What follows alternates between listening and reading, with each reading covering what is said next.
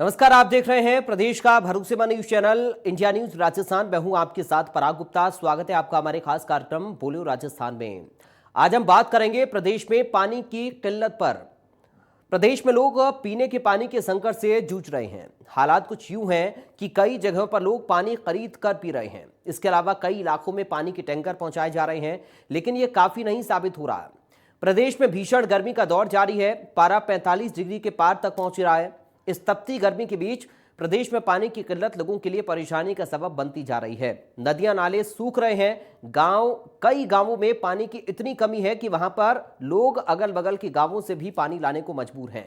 हालात यहां तक आ गए हैं कि कई इलाकों में एक दो दिन छोड़कर पानी आता है। तो आज इसी मुद्दे पर बोलो राजस्थान की टीम ने अलग अलग शहरों में जाकर लोगों से बातचीत की है और उनकी राय जानी है। सबसे पहले आपको हम अजमेर लेकर चलते हैं। क्या कुछ लोग कह रहे हैं अजमेर के पानी की इस किल्लत पर, देखिए रिपोर्ट। अजमेर ज़िले भर में मौसम का तापमान दिनों दिन बढ़ते ही चला जा रहा है। आज की अगर अपन बात करें तापमान की, तो लगभग 43 से 44 डिग्री सेल्सियस तापमान हो रहा है। उसको लेकर के जो गर्मी का जो हाल है बड़ा बेहाल है, और उस पर जो मार है वो है पानी की। पीने के पानी से लोग बहुत त्रस्त हैं, आम जनता त्रस्त है। शहरवासी तो शहरवासी, ग्रामीण जनता भी दूर दराज इलाकों से जाकर पीने के पानी का इंतज़ाम करती है और पीने का पानी बामुश्किल जुगाड़ कर पाते हैं। इसको लेकर के कुछ लोग हमारे साथ मौजूद हैं, जिनसे हम खास बात करेंगे कि पीने के पानी की अजमेर में क्या समस्या चल रही है। इंडिया न्यूज़ राजस्थान में आप सभी का स्वागत है। जिस तरीके से देखा जा रहा है कि पीने की पानी की समस्या दिनों दिन प्रचंड और भयानक होती जा रही है, क्या कहेंगे इसके बारे में? सर, सबसे पहले तो मैं पत्रकार महोदय को स्वागत करता हूं कि आप अजमेर की जनता के लिए पानी के लिए जो मुद्दे उठा रहे हैं वो एक स्वाभाविक है, लेकिन अजमेर की जनता इस पानी से त्राही त्राही हो रखी है। ये सीधे एक केंद्र सरकार की जो लापरवाही है। अभी कुछ हाल पहले प्रधानमंत्री नरेंद्र मोदी जी ने राष्ट्रीय नहर योजना के तहत राजस्थान को एक सौगात दी थी, लेकिन उन्होंने वो मुद्दे वापस ले लिए। अब राजस्थान के अंदर क्या अजमेर के अंदर इतनी भी पानी है नहीं है जो लोगों को पीने के लिए मिले या कपड़े धोने के लिए मिले। अभी ऐसे हालात बने हुए हैं, अजमेर का 44 डिग्री के आसपास तापमान पहुंचने पर भी ये पानी नहीं मिल रहा। अब ऐसे में जनता कहां जाए, किसके पास जाए? जनप्रतिनिधि के पास जाती है, विधायक के पास जाती है, तो वो एक कोरा आश्वासन देते हैं। जहाँ तो उनसे काम नहीं हो रहा है, तो मेरा कहना ये है कि नैतिकता के आधार पर उनको इस्तीफा दे देना चाहिए, वो ज़्यादा बढ़िया है। क्योंकि ये समस्या आज की नहीं, करीब 20 सालों से है। और प्रधानमंत्री नरेंद्र मोदी जी अगर इस चैनल के माध्यम से हमारी जनता की आवाज़ सुन रहे हैं, तो इसको राजस्थान को राष्ट्रीय नहर योजना के तहत इसको जोड़ा जाए और अजमेर को पानी मिले और पूरे राजस्थान में मिले, और जिससे राजस्थान का विकास हो। इसमें रोजगार भी संकट आता है, क्योंकि पानी नहीं तो रोजगार भी नहीं है, और दुकानदार भी बैठा है तो पानी उसको पिलाने के लिए भी नहीं है, न खुद के पीने के लिए नहीं। ऐसे में मैं जनता से अपील करते हुए और जनप्रतिनिधियों से भी अपील करता हूं, जैसे भागीरथ जोशी जी आज लापता हो गए, उनका आज इश्तेहार निकाला जाए ना लापता का, तो मैं समझता हूं वो अभी जनता के बीच में नहीं आएंगे। उन्होंने ऐसी हठ धर्मता ले रखी है कि जनता के बीच में जाएं, जनता का निवारण निकालें। पानी कितना कहां से आएगा? बीसलपुर योजना के तहत भी आप लोगों ने लापरवाही रख करके और पानी को कहीं दूसरी ओर भेज दिया। अब अजमेर वासियों के लिए यही एक चारा है, अगर आप नहीं सुनवाई करेंगे तो आंदोलन प्रदर्शन हमें करना ही पड़ेगा, तब जाकर के ये समझेंगे। जय हिंद, जय भारत। बिल्कुल सही बात है। पीने के पानी से आम जनता इतनी त्रस्त है कि अब उनको आंदोलन पे उतारू होना ही पड़ेगा। जिस तरह देखा जा रहा है कि ग्रामीण क्षेत्र में पानी की बहुत ज़्यादा समस्या, क्या ग्रामीण क्षेत्र में हाथीगढ़ा पंचायत के अंदर पानी की समस्या को लेकर बहुत ज़्यादा परेशानी हो रही है। इस वजह को लेकर हम जिंगर साहब से मिले, उन्होंने कोई ना तो रेस्पॉन्स आया है। मैं 3 से 4 बार अधिकारियों से भी मिला हूँ, उन्होंने कोई भी रेस्पॉन्स नहीं दिया। उसके बावजूद परेशान होने की वजह से कहीं ना कहीं मैंने शिकायत 181 पे भी शिकायत डाली है, उसका भी मुझे रद्द किया गया है। मतलब कहीं ना कहीं ये जल विभाग या कहीं ना उनकी साठ गांठ होने की वजह से लाइनें नहीं बिछ रही है और ना पानी मिल पा रहा है। आज पानी का टैंकर जहां 300 रुपये आता था, कम से कम 800 से 900 रुपये आने लगा है। तो मैं चाहता हूं कि आज अशोक गहलोत जी का जहां राजस्थान के अंदर घर घर कनेक्शन देने का प्रावधान होने के बावजूद कनेक्शन ना तो दिए जा रहे हैं, ना कोई लाइनें डलाई जा रही है। मैं सरकार से अनुरोध करता हूं कि मतलब अगर लाइनें नहीं डली गई तो कहीं ना कहीं हम आंदोलन करेंगे इसका? देखिए, जनता बहुत त्रस्त हो चुकी है और जाहिर सी बात है, अगर पीने का पानी अगर नहीं मिलेगा तो आंदोलन तो होना स्वाभाविक है। आपकी क्या राय है इस बारे में? सर, कोटड़ा के क्षेत्र के अंदर आज 6 दिनों से पानी नहीं आ रहा है, पाइपलाइनें फूट रही है। हम जल विभाग के पास गए थे, वहाँ से कोई अधिकारी की कोई सूचना नहीं मिल रही है। वहाँ पे खाली हमें ये कहा जाता है कि आज या कल के अंदर हम ठीक करके आपकी सप्लाई पूरी करेंगे, लेकिन हमारी कोई सुनवाई नहीं की जा रही वहाँ पे। देखिए, बिल्कुल सिर्फ आश्वासन पर आश्वासन, समय पे समय दिया जाता है, लेकिन हल किसी का निकल नहीं पा रहा है। आप किसकी क्या राय है? सर्वप्रथम तो मैं आपका धन्यवाद करता हूं कि समय समय पे आपके चैनल ने ज़मीनी स्तर के और आमजन के जो मुद्दे उठाए हैं वो बहुत ही सराहनीय है। इसी मुद्दे को लेकर आज आप जो पानी की समस्या को लेकर आए हैं, पानी की समस्या आम जन की समस्या नहीं, पूरे देश की समस्या है। पानी अगर वर्तमान में पानी नहीं है तो आने वाले समय में भी हमारी स्थिति ये होगी कि पीने को पानी नहीं मिलेगा। तो मैं सबसे पहले तो आपके चैनल के माध्यम से आम जनता से निवेदन करूंगा कि आने वाली बारिश के समय में हर घर के बाहर एक पौधा रोपण करें, जिसमें पीपल और नीम का पौधा लगाएं। दूसरी बात, जो पानी की समस्या से मैं कहना चाहता हूं कि अधिकारी इतने भ्रष्ट हो चुके हैं कि अधिकारी हमारी सुनवाई नहीं करते हैं, आम जनता की सुनवाई नहीं करते हैं। जहां मुख्यमंत्री अशोक गहलोत जी ने हर घर जल हर घर नल की योजना दी है, करोड़ों रुपए बजट दिया है, उसके बावजूद आम जन को अगर पानी नहीं मिल रहा है तो कहीं ना कहीं ये ज़मीनी स्तर पे जो योजनाएं आ रही है अशोक गहलोत जी की, इसको अधिकारी मतलब फेल करने में लग रहे हैं। तो मैं अधिकारियों को कहता हूं कि इतनी दादागिरी अच्छी नहीं है। जनता जब जाग जाएगी तो बहुत बुरा होगा, बड़ा आंदोलन होगा। अभी भी जाग जाएं, अधिकारी ईमानदारी से काम करें, भ्रष्ट अधिकारी ना बने, भ्रष्टाचार ना करें, रिश्वत ना लें, ईमानदारी से काम करें। और दूसरी बात मैं आपके माध्यम से बताना चाहता हूं कि कहीं ना कहीं आज मैंने सड़कों पे देखा, किसी ज़माने में 2-5 पानी के टैंकर चलते थे, आज सैकड़ों की तादाद में टैंकर हैं।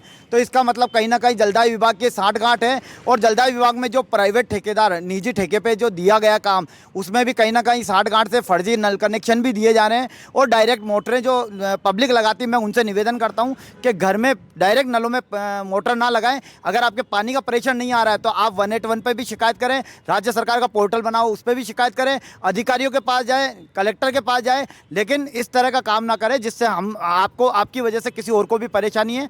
धन्यवाद। पीयूष सुराना। बिल्कुल सही बात है। मुख्यमंत्री का एक अभियान था कि घर घर जल और घर घर नल का, लेकिन वो प्रावधान पूरी तरीके से फेल होता नज़र आ रहा है, क्योंकि ना तो कहीं ग्रामीण क्षेत्रों में लाइनें बिछाई जा रही है और ना ही कनेक्शन इशू किए जा रहे हैं, जिससे आम जन सहित पूरा ग्रामीण क्षेत्र पानी को लेकर त्रस्त है। इन सभी की मांग है कि शीघ्र अतिशीघ्र क्षेत्र में पानी की व्यवस्था उचित कराई जाए, जिससे लोगों की जनजीवन अस्त व्यस्त ना हो और पीने के पानी की समस्या उत्पन्न ना हो। सीरत अली के साथ जावेद खान। वहीं कोटा से भी हमारे संवाददाता राजेंद्र भारद्वाज ने लोगों से बातचीत की, उनकी राय जानी है। देखिए रिपोर्ट। तो गर्मी का प्रकोप लगातार बढ़ता जा रहा है। ऐसे कई इलाके हैं कोटा में जहां पर पानी की किल्लत है, जहां पर टैंकरों से पानी पहुंचाया जा रहा है। तस्वीरें कुछ ये है कि प्राइवेट टैंकर इस क्षेत्र में, आंवली रोजड़ी ये क्षेत्र है, आंवली रोजड़ी क्षेत्र में लगातार जो पीने के पानी की, चाहे नहाने धोने के पानी की लगातार किल्लत बनी हुई है, क्योंकि यहाँ अभी तक भी जो पाइपलाइन है वो यहाँ पर नहीं पहुँची है। लोग यहाँ पर काफ़ी परेशान हैं और परेशानी का कारण ये है कि जब भी अगर यहाँ पर पानी की बात होती है तो तमाम वो लोग जो पानी के लिए परेशान हैं, उन लोगों की भीड़ यहाँ पर एकत्रित हो जाती है, क्योंकि पानी की समस्या यहाँ पर हर आम आदमी को यहाँ पर महसूस करनी पड़ रही है। पानी की किस तरह से प्रॉब्लम है साहब? पानी की कई वर्षों से यहाँ समस्या है और गर्मी के समय बहुत ज़्यादा परेशानी का सामना करना पड़ता है कि वाटर लेवल डाउन हो जाता है गर्मी में, जिससे जो प्राइवेट बोरिंगें चलती है, जिससे लोग पानी लेते हैं, वो सारी बोरिंगें सूख जाती है। फिर उसके बाद में यहाँ सरकारी टैंकर चलाए जाते हैं, पर सरकारी टैंकरों से भी पर्याप्त पानी नहीं मिलता है। लोग 2-2 किलोमीटर से पानी लाते हैं। सब यहाँ मजदूर तबके के लोग रहते हैं जो प्राइवेट पानी पैसे से नहीं दिला सकते।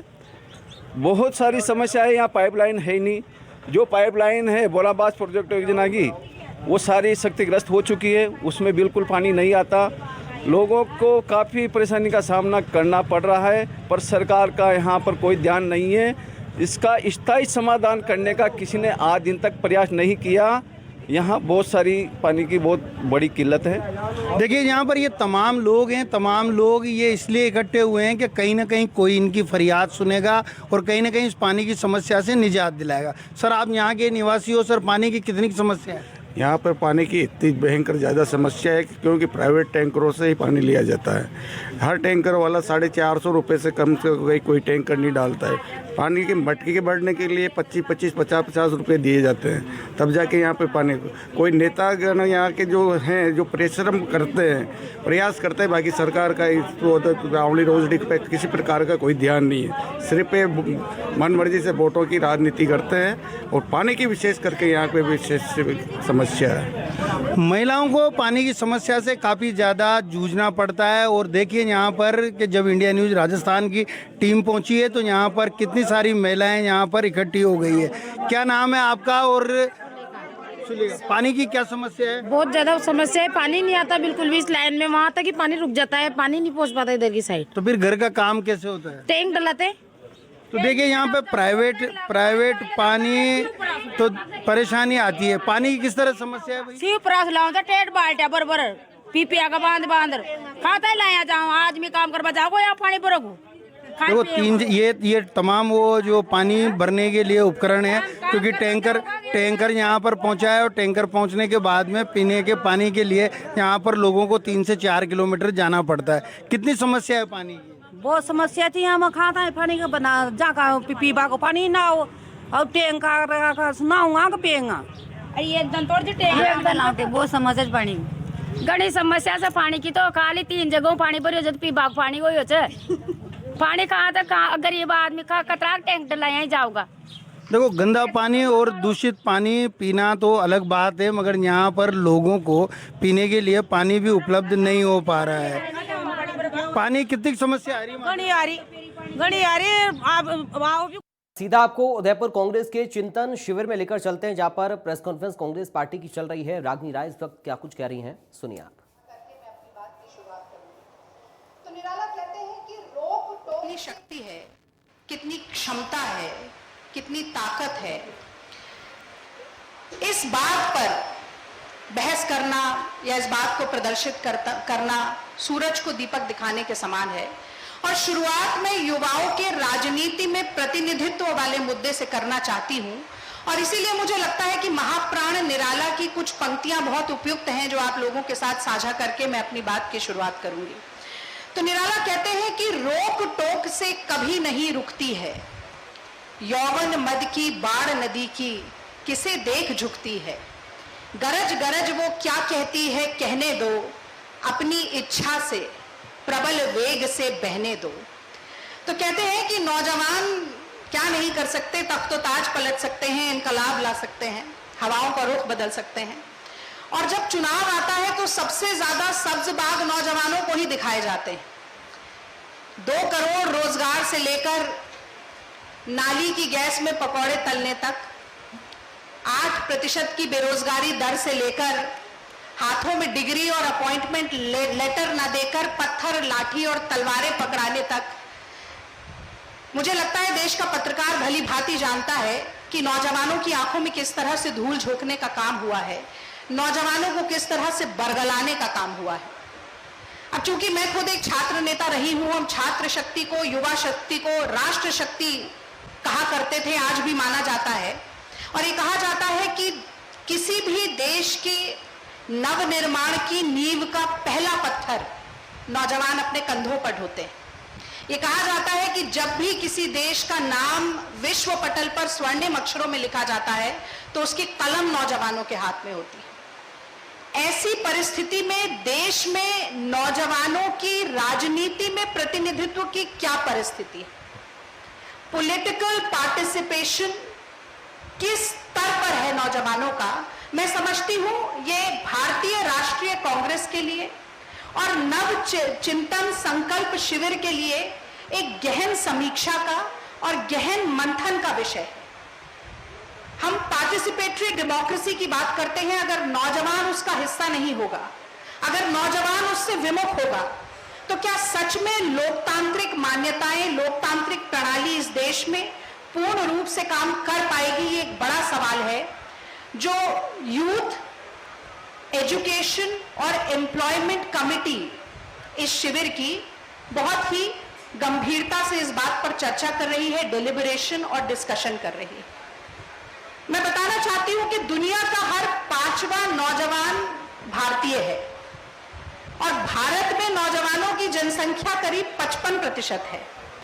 फिर भी राजनीतिक प्रक्रिया में, निर्णय प्रणाली में और लोकतांत्रिक व्यवस्था में उनकी भूमिका और उनसे जुड़े हुए मुद्दे लगभग नगण्य है, दोयम दर्जा मिला हुआ है।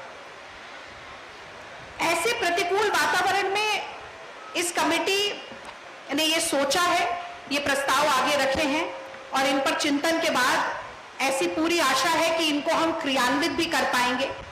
सबसे पहली बात कि युवाओं की आकांक्षाओं को न सिर्फ कार्य प्रणाली में बल्कि हर संकल्प पत्र में प्रमुखता के साथ हिस्सा मिले। स्किल डेवलपमेंट चाहते हैं, नौकरी चाहते हैं, स्पोर्ट्स की फैसिलिटीज चाहते हैं, किस तरह से अपने जीवन को बेहतर बनाना चाहते हैं, ये सारी आकांक्षाएं जो हैं वो मैनिफेस्टो से लेकर, मैं समझती हूं कि ब्लॉक से लेकर CWC की जो चर्चाएं होती हैं उसमें प्रमुखता से उनको हिस्सा मिलेगा, ऐसा ये कमेटी चाहती है। और इसी के साथ साथ मैं याद दिलाना चाहती हूं कि पिछले राज्यों के चुनाव में और खासतौर से उत्तर प्रदेश में हम एक अलग भर्ती विधान लेकर आए। सरकारी नौकरियां मिलेंगी, उसमें युवाओं की कितने प्रतिशत भागीदारी होगी और युवाओं में महिलाओं की भी कितने प्रतिशत भागीदारी होगी, कांग्रेस ने बताया। तो ये विरासत राजीव गांधी के समय से है, जो चाहते थे कि राजनीतिक प्रक्रिया में, प्रणाली में, इलेक्टोरल प्रोसेस में उस दायरे को संकीर्ण किया जाए जो नौजवानों को बाहर रखते हैं। 21 साल से 18 साल हमने उम्र कर दी और अब कांग्रेस पार्टी, भारतीय राष्ट्रीय कांग्रेस ये सोचती है कि 50 बिलो 50 ये फॉर्मूला अपनाना चाहिए। इस शिविर में भी 50 की उम्र से कम 50% लोग हैं। तो ब्लॉक के स्तर से कांग्रेस की वर्किंग कमेटी के स्तर तक 50% नौजवानों को हिस्सा मिल सके, 50 बिलो 50 का फॉर्मूला कांग्रेस पार्टी, भारतीय राष्ट्रीय कांग्रेस अपनाए, ऐसा विचार हम लोग कर रहे हैं और इस पर क्रियान्वयन भी होना मैं समझती हूं कि पूरी तरह से संभव है।